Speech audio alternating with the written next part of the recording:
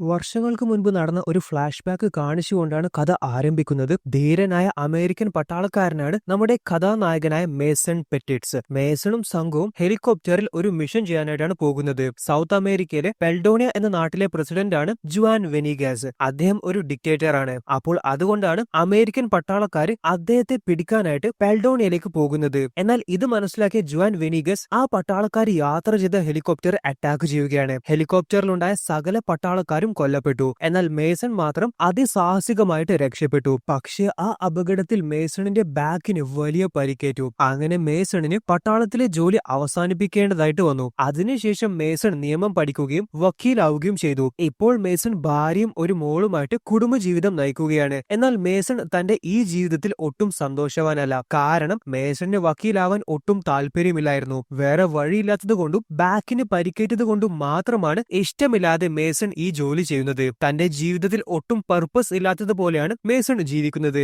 ഭാര്യയായിട്ടും Mason അത്ര നല്ല ബന്ധത്തിലല്ല. എന്നാൽ മേസണിന് തന്റെ മോൾ എന്ന് പറഞ്ഞാൽ ജീവനാണ്. ഒരു ദിവസം മേസണ് മോളെ സ്കൂളിലേക്ക് കൊണ്ടുവിടാനായിട്ട് പോവുകയാണ്. അപ്പോൾ വണ്ടിയിൽ വെച്ച് മോളോട് സ്കൂളിലെ വിശേഷങ്ങളൊക്കെ അച്ഛൻ ചോദിച്ചു. അപ്പോൾ മോള് പറയാണ്, അച്ഛ, ഒരു പയ്യനെ എല്ലാ ദിവസവും എന്നെ ശല്യം ചെയ്യുന്നു. ഞാൻ എത്ര പറഞ്ഞിട്ടും അവൻ കേൾക്കുന്നില്ല. അപ്പോൾ സാധാരണ അച്ഛന്മാര് ഇങ്ങനെയുള്ള സാഹചര്യത്തിൽ എന്താണ് കുട്ടികളോട് പറയുക? ടീച്ചറിനോട് കംപ്ലൈന്റ് ചെയ്യുക എന്നല്ലേ. എന്നാൽ മേസൺ മോളോട് പറഞ്ഞത്, അച്ഛൻ മോൾക്ക് ഒരു ട്രിക്ക് കാണിച്ചു തന്നിട്ടില്ലേ, അത് അവന്റെ അടുത്ത് പ്രയോഗിച്ചാൽ മതി. അതായത് അവന്റെ കഴുത്തിലെ ആദംസ് ആപ്പിളിൽ പഞ്ച് ചെയ്യാനായിട്ടാണ് മേസൺ മോളോട് പറഞ്ഞത്. അങ്ങനെ ചെയ്താൽ അവന് കുറച്ച് സെക്കൻഡ് ശ്വാസതടസ്സം ഉണ്ടാവും. താങ്ക് യു അച്ഛാ, ഇന്ന് അവൻ എന്നെ ശല്യം ചെയ്യാൻ വന്നാൽ ഉറപ്പായും ഞാൻ അച്ഛൻ പറഞ്ഞതുപോലെ ചെയ്തിരിക്കും. മേസൺ തന്റെ ഓഫീസിൽ ഇരിക്കുമ്പോൾ പണ്ട് മേസണിന്റെ കൂടെ പട്ടാളത്തിലുണ്ടായ മേസണിന്റെ ബെസ്റ്റ് ഫ്രണ്ടായ സെബാസ്റ്റ്യൻ കേറി വരികയാണ്. സെബാസ്റ്റ്യനെ കണ്ടപ്പോൾ മേസൺ ഷോക്കായി പോയി. കാരണം വർഷങ്ങൾക്ക് ശേഷമാണ് ഇവര് കണ്ടുമുട്ടുന്നത്. അവരങ്ങനെ പഴയ ഓർമ്മകളൊക്കെ പങ്കുവച്ചു. ശേഷം സെബാസ്റ്റ്യന് മേസണിനെ കൂട്ടി ഒരു സ്ഥലം വരെ പോവുകയാണ്.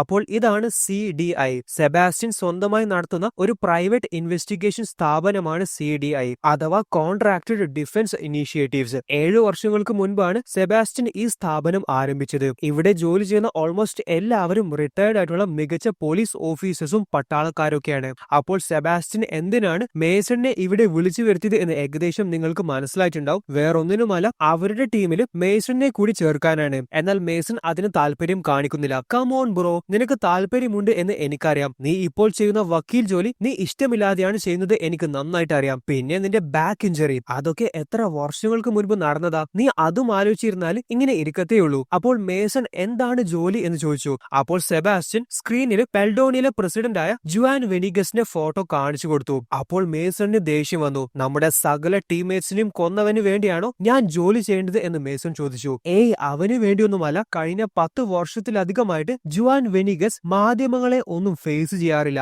എന്നാൽ ഇപ്പോൾ അവൻ ആദ്യമായിട്ട് ഒരു ഇന്റർവ്യൂ ചെയ്യാൻ സമ്മതിച്ചു. സോ നീ ബോഡി ഗാർഡായിട്ട് പോകേണ്ടത് അവനെ സംരക്ഷിക്കാനല്ല, പകരം അവനെ ഇന്റർവ്യൂ ചെയ്യാനായിട്ട് പോകുന്ന ജേർണലിസ്റ്റിനെ സംരക്ഷിക്കാനാണ്. സോ അവാർഡ് വിന്നിംഗ് ആയിട്ടുള്ള വളരെയധികം ഫേമസ് ആയിട്ടുള്ള ഒരു ജേർണലിസ്റ്റ് ആണ് ക്ലെയർ വെല്ലിംഗ്ടൺ. അപ്പോൾ പുള്ളിക്കാരിയായിരിക്കും ജുവാൻ വെനിഗസിനെ ഇന്റർവ്യൂ ചെയ്യുക. അതായത് ക്ലെയർ വെല്ലിംഗ്ടന്റെ ബോഡി ഗാർഡ് ആയിട്ടാണ് മേസൺ പോകുന്നത്. എന്തായാലും ഇവിടെ മോളെ കൂട്ടാനായിട്ട് മേസൺ സ്കൂൾ ലേറ്റ് ആയിട്ടാണ് എത്തിയത്. അപ്പോൾ ഭാര്യ സ്കൂളിൽ എത്തിയിട്ടുണ്ട്. വീട്ടിലെത്തിയപ്പോൾ ഭാര്യ മേസണുമായിട്ട് വഴക്കിടുകയാണ്. കാരണം ഇന്ന് മോൾ സ്കൂളിൽ വെച്ച് ഒരു പയ്യന്റെ കഴുത്തിൽ പഞ്ച് ചെയ്തു. ആ പയ്യന് ശ്വാസം മുട്ടി. ടീച്ചർ അവളോട് എന്തിനാണ് അങ്ങനെ ചെയ്തത് എന്ന് ചോദിച്ചപ്പോൾ അവൾ പറഞ്ഞത് എന്റെ അച്ഛൻ പറഞ്ഞിട്ടാണ് എന്നാണ്. മേസൺ, എന്താണ് ഞാൻ ഈ കേൾക്കുന്നത്? ഒരു കൊച്ചുകുട്ടിയോട് ഇങ്ങനെയാണോ പറഞ്ഞു പഠിപ്പിക്കേണ്ടത് എന്നൊക്കെ ഭാര്യ മേസണോട് ദേഷ്യത്തോടെ ചോദിക്കുകയാണ്. അതേപോലെ പുള്ളിക്കാരി മേസണുമായിട്ടുള്ള ബന്ധം ഡൈവോഴ്സ് ചെയ്യാനായിട്ട് ഒരുങ്ങുകയാണ്. ഞാൻ ഒരു വക്കീലിനെ കാണാനായിട്ട് പോവുകയാണ് എന്ന് ഭാര്യ പറഞ്ഞപ്പോൾ, പ്ലീസ്, ഞാൻ കുറച്ച് ദിവസത്തേക്ക് നാട്ടിലുണ്ടാവില്ല. എനിക്ക് ജോലി ആവശ്യത്തിനായി കുറച്ച് ദൂരേക്ക് ട്രാവൽ ചെയ്യണം. ഞാൻ തിരിച്ചു വന്നിട്ട് നമുക്ക് ഇതിനെക്കുറിച്ച് സംസാരിക്കാം എന്ന് ഭാര്യയോട് മേസൺ പറഞ്ഞു. മോളോട് അച്ഛൻ യാത്ര പറയുകയാണ്. അച്ഛൻ തിരിച്ചു വരുമ്പോൾ മോൾക്ക് എന്താണ് കൊണ്ടുവരേണ്ടത് എന്ന് ചോദിച്ചപ്പോൾ, എനിക്ക് ഒരു സ്നോ ഗ്ലോബ് കൊണ്ടുവന്നാൽ മതി എന്ന് മോള് പറഞ്ഞു. മേസൺ പോകുന്ന സമയം, എന്ത് ജോലിക്കാണ് നീ പോകുന്നത് എന്ന് ചോദിച്ചപ്പോൾ, എന്റെ സുഹൃത്ത് സെബാസ്റ്റ്യൻ ഒരു പ്രൈവറ്റ് സെക്യൂരിറ്റി സ്ഥാപനം നടത്തുന്നുണ്ട്.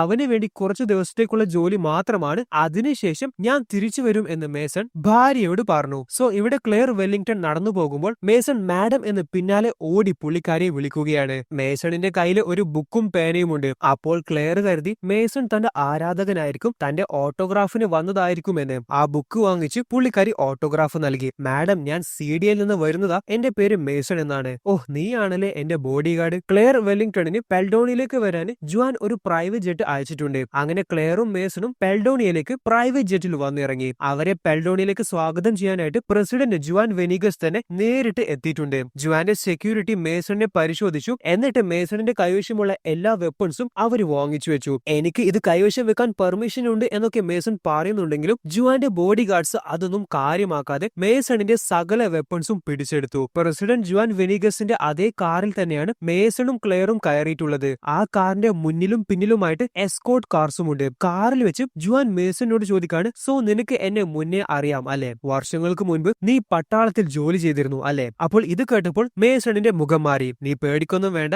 എന്നെ കാണേ വരുന്ന എല്ലാവരുടെയും സകല ഡീറ്റെയിൽസും ഞാൻ ആദ്യമേ കളക്ട് ചെയ്ത് വെക്കാറുണ്ട്. അങ്ങനെ മനസ്സിലായതാണ് എനിക്ക് എന്ന് ജുവാൻ മേസണിനോട് പറഞ്ഞു. പെൽഡോണിയ എന്ന നാട്ടിൽ എവിടെ നോക്കുകയാണെങ്കിലും അവിടെയൊക്കെ പ്രസിഡന്റ് ജുവാനിന്റെ ഫോട്ടോസ് കാണാം. അതിൽ പല ഫോട്ടോസിലും ജുവാൻ കുതിരപ്പുറത്ത് ഇരിക്കുന്ന ഫോട്ടോസ് ആണ്. കുതിരകൾ എന്ന് പറഞ്ഞാൽ എനിക്ക് ജീവനാണ്. ഒഴിവു സമയങ്ങളിലൊക്കെ ഞാൻ ഹോഴ്സ് റൈഡിംഗ് ആണ് ചെയ്യാറുള്ളത് എന്ന് അവരോട് ജുവാൻ പറയുന്നുണ്ട്. ജുവാൻ ആളൊരു തമാശക്കാരനാണ്. അങ്ങനെ ഒരുപാട് തമാശകളൊക്കെ പറയുന്നുണ്ട്. എന്നാൽ മേസണിന് അതൊന്നും ഇഷ്ടപ്പെടുന്നില്ല. കാരണം മേസണിന് ജുവാനോട് ശത്രുതയാണ്. വർഷങ്ങൾക്ക് മുൻപ് തന്റെ സകല ടീംമേറ്റ്സിനെയും കൊന്നതുകൊണ്ട്. ഇവിടെ ക്ലെയറും മേസണും വിശ്വസിക്കാനാവാത്ത ഒരു കാഴ്ച കണ്ടു. പുറം ലോകം എല്ലാവരും പറയുന്നത് ജുവാൻ ഒരു ഡിക്റ്റേറ്റർ ആണ് എന്നാണ്. എന്നാൽ ആ നാട്ടുകാരൊക്കെ അദ്ദേഹത്തെ നല്ല ബഹുമാനത്തോടെയാണ് കാണുന്നത്. ഇദ്ദേഹം ഒരു ഡിക്റ്റേറ്റർ ആണെങ്കിൽ എന്തുകൊണ്ട് നാട്ടുകാരൊക്കെ ഇദ്ദേഹത്തെ ബഹുമാനിക്കുന്നു എന്ന് മേസണും ക്ലെയറിനും മനസ്സിലാകുന്നില്ല. സോ ഗൈസ്, ഇവിടം തൊട്ടാണ് പ്രശ്നങ്ങൾ ആരംഭിക്കുന്നത്. ജുവാന്റെ 3 കാറുകളും ഒരു പാലത്തിലെ കൂടിയാണ് പോകുന്നത്.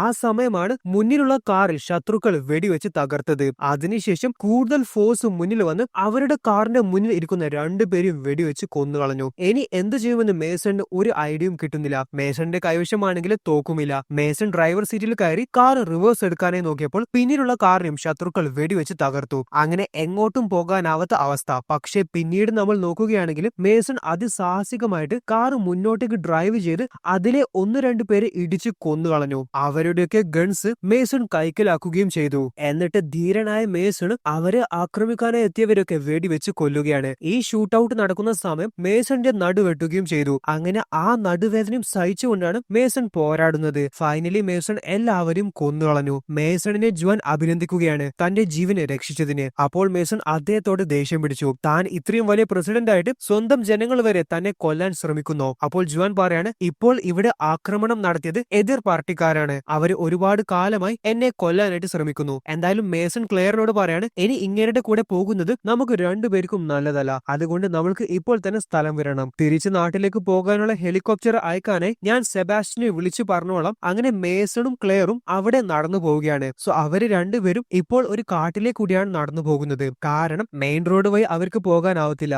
അവിടെ ഈ ശത്രുക്കൾ ഉണ്ടാവും. അവര് ഇവരെ കണ്ടാല് ഉറപ്പായിട്ടും വെടിവെച്ച് കൊല്ലും. അപ്പോൾ അവരുടെ പിന്നാലെ ജുവാനും ഓടി വരികയാണ്. കാരണം അങ്ങേർക്കും പോകാൻ വേറെ വഴിയില്ല. താൻ എന്തിനാണ് ഞങ്ങളുടെ പിന്നാലെ വരുന്നേ? താൻ കൂടിയുള്ളത് ഞങ്ങളുടെ ജീവനും അപകടമാണ് എന്ന് ദേഷ്യത്തോടെ ജുവാനോട് മേസൺ പറഞ്ഞു. അതിനുശേഷം മേസൺ തന്റെ സാറ്റലൈറ്റ് ഫോൺ പുറത്തെടുത്ത് തന്റെ കൂട്ടുകാരൻ സെബാസ്റ്റ്യനെ സഹായത്തിനായി വിളിക്കുകയാണ്. എന്നിട്ട് നടന്ന കാര്യങ്ങളൊക്കെ മേസൺ പറഞ്ഞു. അപ്പോൾ അവര് നിൽക്കുന്ന ലൊക്കേഷന് സെബാസ്റ്റ്യന് കിട്ടി. നിങ്ങൾ ടെൻഷൻ ആവേണ്ട, നിങ്ങളെ അവിടുന്ന് രക്ഷപ്പെടുത്താനുള്ള എല്ലാ ഏർപ്പാടും ഞാൻ തയ്യാറാക്കിക്കോളാം. ജുവാൻ മേസനോട് ഒരാളെ വിളിക്കാനായിട്ട് സാറ്റലൈറ്റ് ഫോൺ ചോദിച്ചു. എന്നാൽ മേസൺ അത് കൊടുക്കാൻ തയ്യാറല്ല. നീ ആരോടാണ് സംസാരിക്കുന്നത് എന്ന് ഓർമ്മ വേണം. ഞാൻ ഈ നാട്ടിലെ പ്രസിഡന്റ് ആണ് എന്നൊക്കെ ജുവാൻ പറഞ്ഞപ്പോൾ മേസൺ ജുവാന്റെ നേർക്ക് തോക്ക് ചൂണ്ടി. താൻ പ്രസിഡന്റ് അല്ല, താൻ ഡിക്റ്റേറ്റർ ആണ് എന്ന് പറഞ്ഞിട്ട്. അപ്പോൾ ക്ലെയർ മേസണിനോട് തോക്ക് താഴ്ത്താൻ പറഞ്ഞു. അതേപോലെ അങ്ങേർക്ക് ഫോൺ കൊടുക്ക്, അങ്ങേര് ആരെന്ന് വെച്ചാൽ വിളിച്ചോട്ടെ. സോ ഇത് ജുവാന്റെ നെഫ്യൂ ആണ്. ജുവാന്റെ അധികാരം അവസാനിച്ചാൽ അടുത്ത പ്രസിഡന്റ് ആവേണ്ടത്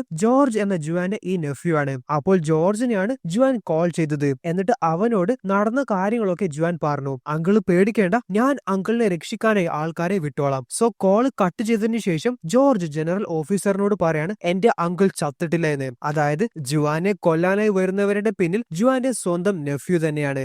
ആരെയാണ് താങ്കൾ വിളിച്ചത് എന്ന് ക്ലെയർ ചോദിച്ചപ്പോൾ ജുവാൻ വളരെ കൂളായിട്ട് പറയാണ്, ഞാൻ എന്റെ നെഫ്യൂനെയാണ് കോൾ ചെയ്തത്. ബൈ ദ വേ, നേരത്തെ എന്നെ കൊല്ലാനായി ശ്രമിച്ചതും അവന്റെ ആൾക്കാരാണ്. അപ്പോൾ അത് കേട്ടപ്പോൾ മേസണും ക്ലെയറും ഷോക്കായി. എന്നിട്ട് അവനെ തന്നെ എന്തിനാണ് താങ്കൾ വിളിച്ചത്? അതിന് അവനൊന്നുമല്ല ഇതിന് നേതൃത്വം കൊടുക്കുന്നത്. അവനെ കൊണ്ട് ഇത് ചെയ്യിപ്പിക്കുന്നത് ആരാണ് എന്നൊക്കെ എനിക്ക് തന്നെ അറിയാം. അതുകൊണ്ട് എനിക്ക് അവനെയല്ല വേണ്ടത്, ഇതിന്റെയൊക്കെ മേലെ ഇരിക്കുന്നവനെയാണ്. ഇനിയും നിങ്ങളുടെ കൂടെ വരാൻ ഞങ്ങളെ കിട്ടത്തില്ല എന്ന് പറഞ്ഞ് മേസണും ക്ലെയറും ജുവാൻ ഇല്ലാതെ നടക്കുകയാണ്. അങ്ങനെ അവര് നടന്ന് ഒരു സ്ഥലത്തെത്തി. അവിടത്തേക്ക് ദൂരെ നിന്ന് ഒരു ഹെലികോപ്റ്റർ വരുന്നത് കാണാം. അത് കണ്ടപ്പോൾ മേസണിന് സന്തോഷമായി. മേസണിന്റെ വിചാരം സെബാസ്റ്റ്യൻ അവരെ രക്ഷിച്ചു കൊണ്ടുപോകാൻ അയച്ച ഹെലികോപ്റ്റർ ആണ് അത് എന്നാണ്. എന്നാൽ അല്ല, അത് ജുവാനെ കൊല്ലാനായി വന്ന സംഘത്തിന്റെ ഹെലികോപ്റ്റർ ആണ്. അവന്മാര് നേരത്തെ ജുവാന്റെ കൂടെയുണ്ടായ മേസണിനും ക്ലെയറിനും കണ്ടപ്പോൾ അവരുടെ നേർക്ക് വെടി ഉയർത്താൻ ആരംഭിച്ചു. അങ്ങനെ ആ വെടിവെപ്പിൽ നിന്ന് മേസണും ക്ലെയറും ജീവനും കൊണ്ട് ഓടി രക്ഷപ്പെടുകയാണ്. ഹെലികോപ്റ്ററിൽ നിന്നും അവർക്ക് നേരെ ഫയർ ചെയ്യുന്നുണ്ട്. അതേപോലെ ഹെലികോപ്റ്ററിൽ നിന്നും താഴെ ഇറങ്ങിയ രണ്ടുപേരും ഇവർക്ക് നേരെ ഫയർ ചെയ്യുന്നുണ്ട്.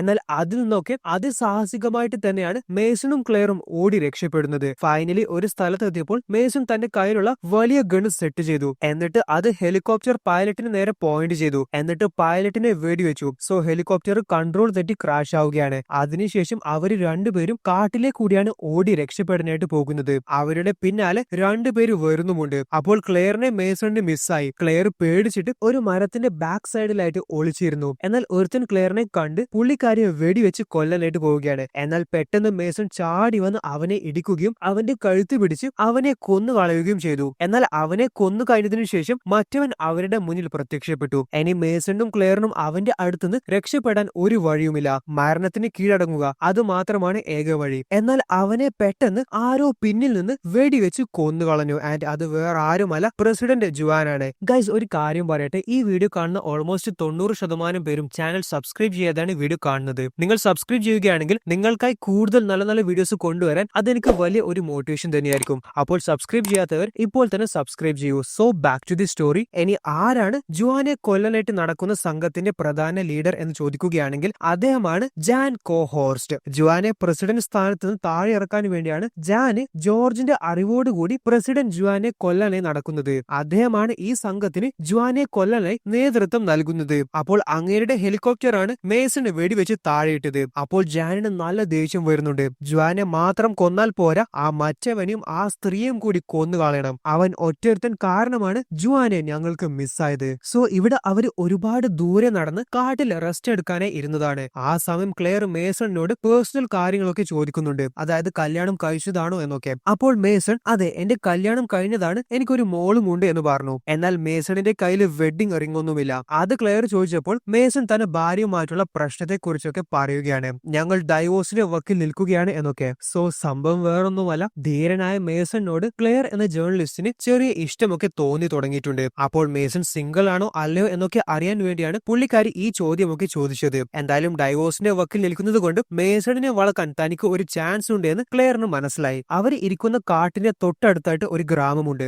ആ ഗ്രാമത്തിലേക്കാണ് ജുവാൻ അവരെ രണ്ടുപേരും കൊണ്ടുപോകുന്നത്. അപ്പോൾ അവിടെയുള്ള ജനങ്ങൾക്കൊക്കെ പ്രസിഡന്റ് ജുവാനെ ഭയങ്കര കാര്യമാണ്. അവരൊക്കെ വളരെയധികം സ്നേഹത്തോടെയും ബഹുമാനത്തോടെയും ഒക്കെയാണ് അവരെ സ്വീകരിക്കുന്നത്. അപ്പോൾ അവിടെ വെച്ചാണ് ക്ലെയർ വെല്ലിംഗ്ടൺ ജുവാനെ ഇന്റർവ്യൂ ചെയ്യാനായിട്ട് പോകുന്നത്. ഇനി ഈ ഇന്റർവ്യൂവിൽ ക്ലെയറിന്റെ ചോദ്യത്തിനൊക്കെ വളരെ ബ്രില്യന്റ് ആയിട്ടാണ് ജുവാൻ ഉത്തരങ്ങൾ പറയുന്നത്. അതൊക്കെ കേട്ടപ്പോൾ ക്ലെയറും മേസണും ഷോക്കായി. അവർക്ക് ഒരു കാര്യം മനസ്സിലായി. അതായത് പുറം ലോകം വിചാരിക്കുന്നത് പോലെ ഒരു ഡിക്റ്റേറ്റർ ഒന്നുമല്ല പ്രസിഡന്റ് ജുവാൻ. അദ്ദേഹം ഇത്രയും കാലം ഇന്റർനാഷണൽ മീഡിയാസിൽ നിന്ന് വിട്ടുനിന്നത് അദ്ദേഹത്തിന്റെ നാട്ടിന്റെ സ്വയം സേഫ്റ്റിക്ക് വേണ്ടിയാണ്. പല ശത്രുക്കളും പാൽഡോണിയിലെ മണ്ണിലുള്ള റിസോഴ്സസിന് വേണ്ടിയാണ് ജുവാനെ പ്രസിഡന്റ് സ്ഥാനത്തിൽ നിന്ന് താഴെ ഇറക്കാനായി ശ്രമിക്കുന്നത്. എന്നാൽ തന്റെ ജനങ്ങൾക്ക് അവകാശപ്പെടുന്ന റിസോഴ്സുകൾ മറ്റുള്ളവർ അടിച്ചു മാറ്റാൻ ജുവാൻ സമ്മതിക്കില്ല. അപ്പോൾ ഇതൊക്കെ കേട്ട് ജനങ്ങൾ എല്ലാവരും ജുവാന് വേണ്ടി കൈയടിക്കുന്നുമുണ്ട്. ഇപ്പോൾ മേസണിനും ക്ലെയറിനും മനസ്സിലായി പുറം ലോകം ഡിക്റ്റേറ്റർ എന്ന് വിളിക്കുന്ന പ്രസിഡന്റ് ജുവാനെ എന്തുകൊണ്ട് സ്വന്തം രാജ്യത്തെ ആളുകൾ ഏറെ ബഹുമാനിക്കുന്നു എന്ന്. ആ ഗ്രാമത്തിലെ ആൾക്കാർ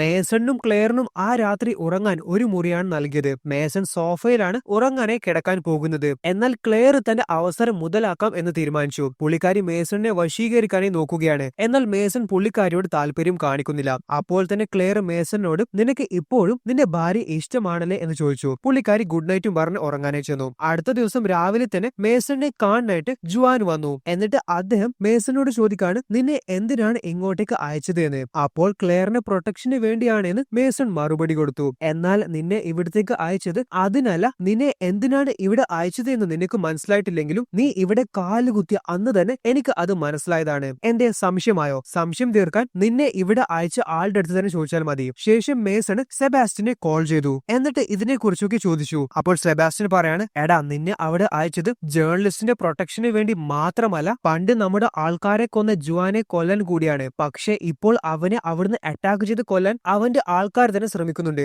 അത് നേരത്തെ അറിഞ്ഞിരുന്നെങ്കിൽ നീ അവിടെ പോകേണ്ട കാര്യമില്ലായിരുന്നു. എന്തായാലും മേസണ് ജുവാനെ കൊല്ലാൻ മനസ്സ് വരുന്നില്ല. കാരണം മേസണ് സംശയം സംശയമുണ്ട് പണ്ട് ഹെലികോപ്റ്റർ അറ്റാക്ക് ചെയ്തത് ജുവാൻ തന്നെയാണോ എന്ന്. കാരണം അദ്ദേഹം നല്ലൊരു മനുഷ്യനാണ് എന്ന് മേസണ് മനസ്സിലായിട്ടുണ്ട്. അതിനുശേഷം മേസൺ വീട്ടിലേക്ക് കോൾ ചെയ്തു, മോളോട് സംസാരിച്ചു, എന്നിട്ട് ഭാര്യയോട് സംസാരിക്കുകയാണ്. ഭാര്യയ്ക്കും മേസണിനെ ഇപ്പോഴും ഇഷ്ടമാണ്. ഞാൻ എത്രയും പെട്ടെന്ന് തിരിച്ചു വരുമെന്ന് ഭാര്യയോട് മേസൺ പറഞ്ഞു. ഇവിടെ അവർ നിൽക്കുന്ന ഗ്രാമത്തിലേക്ക് ജുവാന്റെ ശത്രുക്കൾ എത്തിയതായി കാണാം. സോ എത്രയും പെട്ടെന്ന് ഇവിടുന്ന് രക്ഷപ്പെടണം. അപ്പോൾ അവിടെയുള്ള 2 കുതിരകൾ മേസണ് രക്ഷപ്പെടാനായിട്ട് തയ്യാറാക്കുകയാണ്. ജാൻ കോഹോസ് ജനങ്ങളെ ഉപദ്രവിക്കുന്നത് കണ്ട് ജുവാൻ അവന്റെ മുന്നിൽ കീഴടങ്ങാനായിട്ട് പോയി. നീ ഈ കുതിരയിൽ വാ എന്ന് ക്ലെയറിനോട് മേസൺ പറഞ്ഞിട്ട് മേസൺ മറ്റേ കുതിര എടുത്ത് ജുവാന്റെ അടുത്തേക്ക് പോവുകയാണ്. എന്നിട്ട് അദ്ദേഹത്തെ കൂടി കുതിരയിൽ കയറ്റി വില്ലന്മാരുടെ അടുത്തുനിന്ന് രക്ഷപ്പെടുത്തി. അങ്ങനെ 2 കുതിര പുറത്തായിട്ടാണ് അവര് 3 പേരും രക്ഷപ്പെടുന്നത്. എന്നാൽ ക്ലെയർ കുതിര പുറത്തുനിന്ന് വീഴുകയാണ്. അങ്ങനെ അവര് ക്ലെയറിനെ പിടികൂടി. പക്ഷെ ക്ലെയറിനെ അവര് പിടികൂടിയ കാര്യം മേസണും ജുവാനും അറിഞ്ഞിട്ടില്ല. അവരുടെ വിചാരം അവരുടെ പിന്നാലെ തന്നെ ക്ലെയറും വരുന്നുണ്ട് എന്നാണ്. ദൂരെ എത്തിയപ്പോഴാണ് അവർക്ക് മനസ്സിലായത് ക്ലെയർ അവരുടെ പിടിയിലായിട്ടുണ്ട് എന്ന്. സോ ഇവിടെ മേസൺ ജുവാനോട് ചോദിച്ചു, ഞങ്ങൾ സഞ്ചരിച്ച ആ ഹെലികോപ്റ്റർ താങ്കളാണോ അറ്റാക്ക് ചെയ്തത് എന്ന്. അപ്പോൾ ജുവാന് പറയാണ്, അതെ, എന്റെ സൈന്യം തന്നെയാണ് ആ ഹെലികോപ്റ്റർ അറ്റാക്ക് ചെയ്തത്. എന്നാൽ നിങ്ങളുടെ ഗവൺമെന്റ് എന്നെ പല തരത്തിൽ ആക്രമിക്കാനായി ശ്രമിച്ചു. എന്നാൽ ഞാൻ തിരിച്ചൊന്നും ചെയ്തിട്ടില്ല. അതിനെ പ്രതിരോധിക്കാൻ വേണ്ടിയാണ് എന്റെ സൈന്യം നീയും നിന്റെ ടീംമേറ്റ്സും വന്ന ഹെലികോപ്റ്റർ അറ്റാക്ക് ചെയ്തത്. അന്ന് രാത്രി മേസണിനെ സെബാസ്റ്റ്യൻ വിളിച്ചപ്പോൾ എല്ലാ കാര്യങ്ങളും മേസൺ സെബാസ്റ്റ്യനോട് തുറന്നു പറയുന്നുണ്ട്. എന്തുകൊണ്ട് അവൻ ജുവാനെ കൊന്നിട്ടില്ല എന്നൊക്കെ. പെൽഡോണിയിലെ തന്നെ ഒരു ചെറിയ സിറ്റിയിലാണ് ഇപ്പോൾ അവര് ഒളിച്ചു താമസിക്കുന്നത്. അവിടെ ജുവാന്റെ ചില സുഹൃത്തുക്കൾ വന്നതായി കാണാം. അവര് ചില കാര്യങ്ങൾ പ്ലാൻ ചെയ്യുന്നുണ്ട്. അതേപോലെ ക്ലെയറിനെ എങ്ങനെ രക്ഷിക്കണമെന്നും അവര് ചർച്ച ചെയ്യുന്നുണ്ട്. അപ്പോൾ അവിടത്തേക്ക് അവര് ജാനെ വിളിച്ചു വരുത്തുകയാണ്, കാര്യങ്ങളിൽ ഒരു തീരുമാനമാക്കാൻ. അങ്ങനെ ജാനും സംഘവും ക്ലെയറിനെ കൂടി അവിടെ വന്നിട്ടുണ്ട്. എന്നാൽ അവിടെ ജുവാനില്ല, മേസൺ തനിച്ചാണ്. മേസണിന് നേരെ ജാന് തോക്ക് ചൂണ്ടിയപ്പോൾ മേസണും തിരിച്ച് തോക്ക് ചൂണ്ടി. അപ്പോൾ ജാന്റെ ആൾക്കാർ ക്ലെയറിന്റെ തലയിൽ തോക്ക് ചൂണ്ടുകയാണ്. അപ്പോൾ മേസൺ തോക്ക് താഴ്ത്തി. എനിക്ക് നിന്നെയല്ല വേണ്ടത്, പ്രസിഡന്റ് ജുവാൻ എവിടെ? അപ്പോൾ പ്രസിഡന്റ് ജുവാൻ സ്ലോ മോഷനിൽ നടന്നു വരുന്നത് കാണാം. ജുവാൻ ഇവിടെ തനിച്ചാണ് വരുന്നത് എന്നാണ് എല്ലാവരും കരുതിയത്. എന്നാൽ അങ്ങനെയല്ല. ജുവാന്റെ പിന്നില് ആ നാട്ടിലെ സകല ജനങ്ങളും സപ്പോർട്ടിനായിട്ടുണ്ട്. അങ്ങനെ ആ ആൾക്കൂട്ടത്തിൽ നിന്ന് അവര് ക്ലെയറിനും കൂടി രക്ഷപ്പെടുകയാണ്. എനിക്ക് ഇനി എന്റെ കൊട്ടാരത്തിലേക്ക് പോകണമെന്ന് ജുവാൻ പറഞ്ഞപ്പോൾ, അവിടെ പോകുന്നത് സേഫ് ആണോ? അവിടെ നിങ്ങളുടെ നെഫ്യൂ ഇല്ലേ എന്ന് മേസൺ ചോദിച്ചു. അവർക്ക് ആർക്കും അറിയാത്ത ഒരു വഴിയുണ്ട്. അപ്പോൾ കൊട്ടാരത്തിലേക്ക് പോകാൻ ഒരു സീക്രട്ട് ടണൽ ഉണ്ട്. അതുവഴിയാണ് അവര് ജുവാന്റെ കൊട്ടാരത്തിന്റെ അകത്തേക്ക് പോകുന്നത്. എന്നെ പല തവണയായിട്ട് ആക്രമിക്കാൻ ആളുകൾ വരുമ്പോഴൊക്കെ ഇതുവഴിയാണ് ഞാൻ രക്ഷപ്പെടാറുള്ളത്. എന്റെ കൊട്ടാരത്തിൽ ഈ വഴി അറിയുന്ന ഏക വ്യക്തി ഞാൻ മാത്രമാണ്. സോ അവിടെ ജുവാൻ എത്തിയത് കണ്ടപ്പോൾ ജോർജ് പെട്ടെന്ന് ഷോക്കായി. ഇപ്പോൾ അവിടെ നടക്കുന്ന സകല കാര്യങ്ങളും ക്ലെയർ ലൈവ് സ്ട്രീം ചെയ്യുന്നുണ്ട്. സത്യങ്ങളെല്ലാം പുറം ലോകത്തെ അറിയിക്കാൻ വേണ്ടി. ജുവാന് ജോർജിനോട് പറയാണ്, ജോർജ്, നീ ഈ ചെയ്യുന്നതൊന്നും നിനക്ക് വേണ്ടിയല്ല എന്ന് എനിക്കറിയാം. നിന്നെ കൊണ്ട് ഇതൊക്കെ അവര് ചെയ്യിപ്പിക്കുന്നതാണ് അല്ലെ? നീ അവരുടെ വെറും ഒരു പപ്പറ്റാണ്. നിന്നോട് എനിക്ക് ഒരു ദേഷ്യവുമില്ല എന്ന് പറഞ്ഞ് ജുവാൻ തന്നെ നെഫ്യൂ ആയ ജോർജിന് ഷേക്ക് ഹാൻഡ് കൊടുത്തു. എന്നോട് ക്ഷമിക്കൂ അങ്കിൾ എന്ന് പറഞ്ഞ് ജോർജ് ജുവാനെ കെട്ടിപ്പിടിക്കുകയാണ്. ഈ സമയം അവിടെ ജനറൽ ഓഫീസർ കയറി വന്നു. അങ്ങേരെ ജുവാനെ വെടിവെക്കാനേ ശ്രമിച്ചു. എന്നാൽ ജനറൽ ഓഫീസറിനെ ജോർജ് തിരിച്ച് ഷൂട്ട് ചെയ്ത് കൊല്ലുകയാണ്. പക്ഷെ ജോർജിന് വെടിയേറ്റിട്ടുണ്ട്. അങ്ങനെ വെടിയേറ്റ ജോർജ് ജുവാന്റെ മടിയിൽ കിടന്നുകൊണ്ട് മരണപ്പെടുകയാണ്. ഇനി കഥയുടെ ക്ലൈമാക്സിലേക്ക് കടക്കാം. ഇവിടെ ജുവാന്റെ കൊട്ടാരത്തിലേക്ക് ജാനിന്റെ സൈന്യം ജുവാനെ അറ്റാക്ക് ചെയ്യാനായി കയറി കൂടിയിട്ടുണ്ട്. അപ്പോൾ ജാനിന്റെ സൈന്യവും ജുവാന്റെ സൈന്യം തമ്മിൽ ഏറ്റുമുട്ടുകയാണ്. ആ ഏറ്റുമുട്ടലിൽ ഒരുപാട് പേര് കൊല്ലപ്പെടുന്നുണ്ട്. മേസൺ അതിസാഹസികമായി തന്നെ ശത്രുക്കളെ പരാജയപ്പെടുത്തുന്നുമുണ്ട്. അതേപോലെ ഇവിടെ നടക്കുന്ന ഈ ഏറ്റുമുട്ടലുകളൊക്കെ പുറം ലോകത്തെ കാണിക്കാൻ വേണ്ടി ക്ലെയർ എന്ന നമ്മുടെ ജേർണലിസ്റ്റ് അതിസാഹസികമായിട്ട് തന്നെയാണ് ലൈവ് സ്ട്രീം ചെയ്യുന്നത്. ഇവിടെ ജാനും മേസണും ഫൈറ്റ് ചെയ്യുകയാണ്. അവസാനം ജാന് മേസണിനെ കൊല്ലാനായിട്ട് മേസണിന്റെ കഴുത്തിൽ കത്തി കുത്താനായിട്ട് പോവുകയാണ്. എന്നാൽ പെട്ടെന്ന് നമ്മുടെ ക്ലെയർ വന്ന് ജാനിന്റെ കഴുത്തിനിട്ട് തന്നെ പഞ്ച് ചെയ്തു. അങ്ങനെ അവര് ജാനിനെ പരാജയപ്പെടുത്തി. ഇവിടെ കാര്യങ്ങളൊക്കെ വഷളായ അവസ്ഥയാണ്. അവർക്ക് എങ്ങനെയും ഈ സൈന്യവുമായി പോരാടി വിജയിക്കാൻ പറ്റാത്ത അവസ്ഥ. എന്നാൽ അപ്പോഴാണ് മേസണിന്റെ ബെസ്റ്റ് ഫ്രണ്ടായ സെബാസ്റ്റ്യന്റെയും സൈന്യത്തിന്റെയും എൻട്രി. പിന്നീട് അവരും ഒറ്റക്കെട്ടായിക്കൊണ്ട് ശത്രുക്കളെയൊക്കെ പരാജയപ്പെടുത്തുകയാണ്. സോ കഥയുടെ അവസാനം പ്രസിഡന്റ് ജുവാന്റെ സത്യാവസ്ഥയെക്കുറിച്ചൊക്കെ ലോകം തിരിച്ചറിഞ്ഞു. എല്ലാത്തിനും കാരണമായത് ക്ലെയർ ഷൂട്ട് ചെയ്ത ലൈവ് സ്ട്രീം ആണ്. അപ്പോൾ കഥയുടെ അവസാനം ജുവാൻ തന്നെ ജനങ്ങളോട് സംസാരിക്കാനായിട്ട് ചെല്ലുകയാണ്. അത് സകല മീഡിയ ചാനൽസും ബ്രോഡ്കാസ്റ്റ് ചെയ്യുന്നുണ്ട്. അപ്പോൾ മേസണിന്റെ ഭാര്യ ടിവിയിൽ വാർത്ത കാണുമ്പോൾ തന്റെ ഭർത്താവിനെ കാണുകയാണ്. പുള്ളിക്കാരി ഷോക്കായി പോയി. മേസൺ എന്ത് ജോലിക്കാണ് പോയതെന്ന് പുള്ളിക്കാരിക്ക് മനസ്സിലായി. അതേപോലെ പുള്ളിക്കാരി പ്രൗഡുമാണ്. മേസൺ തിരിച്ച് വീട്ടിലെത്തി മോള് അച്ഛന്റെ അടുത്തേക്ക് ഓടിപ്പോയി കെട്ടിപ്പിടിക്കുകയാണ്. അപ്പോൾ മേസൺ മോള് പറഞ്ഞതുപോലെ സ്നോ ഗ്ലോബ് മോൾക്ക് സമ്മാനമായി നൽകുകയാണ്. അതേപോലെ മേസണും ഭാര്യയുമായിട്ടുള്ള പ്രശ്നങ്ങളെല്ലാം അവസാനിച്ചു. അവർ ഇനി സന്തോഷത്തോടെ ജീവിതം പുനരാരംഭിക്കാനായിട്ട് പോവുകയാണ്. കഥയുടെ അവസാനം ഒരു സീന് കൂടി കാണിക്കുന്നുണ്ട്. മേസണ് ജുവാൻ ഒരു മെസ്സേജ് അയച്ചു. അതിൽ ഞാൻ നിനക്കായിട്ട് ഒരു സർപ്രൈസ് വെച്ചിട്ടുണ്ട് എന്നാണ് ജുവാൻ പറഞ്ഞത്. മേസൺ ATM-ൽ ചെന്ന് തന്റെ ബാങ്ക് ബാലൻസ് നോക്കിയപ്പോൾ $5 മില്യൺ മേസണിന്റെ അക്കൗണ്ട് ബാലൻസ്. അതായത് ജുവാൻ തന്നെ രക്ഷിച്ചതിന് മേസൺ നൽകിയ പ്രതിഫലമാണ് ഈ തുക. അപ്പോൾ ഇവിടെയാണ് കഥ അവസാനിക്കുന്നത്.